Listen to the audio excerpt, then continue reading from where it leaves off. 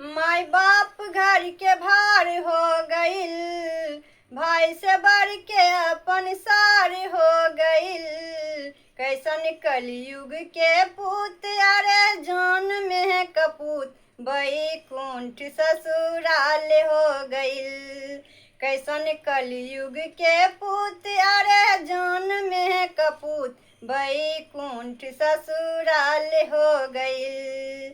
माई बाप घर के भार हो गईल, भाई से बढ़ के अपन सार हो गईल। कैसन कलयुग के पूत अरे जान में कपूत, बैकुंठ ससुराल हो गईल।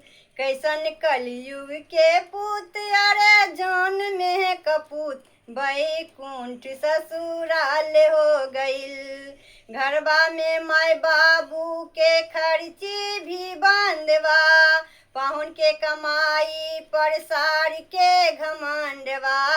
घरबा में माई बाबू के खर्ची भी बंदवा, पाहुन के कमाई पर सार के घमंडवा। पाहुन के कमाई पर सार के घमंडवा।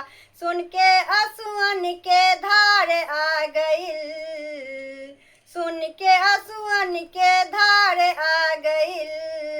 कैसन कलयुग के पूत अरे जान में कपूत, बैकुंठ ससुराल हो गईल।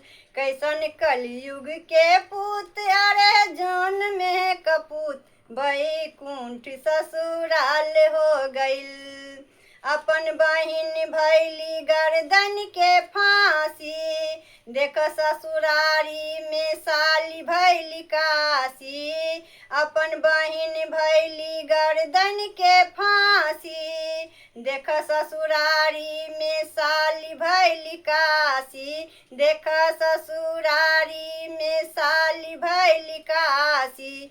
एकर जियल धिक्कार हो गईल, एकर जियल धिक्कार हो गईल। कैसन कलयुग के पूत अरे जान में कपूत, बैकुंठ ससुराल हो गईल।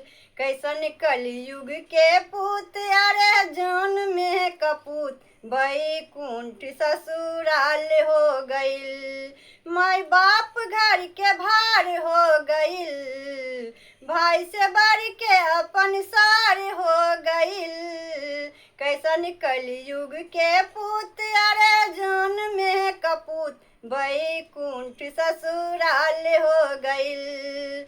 कैसन कलयुग के पूत अरे जान में कपूत, बैकुंठ ससुराल हो गईल।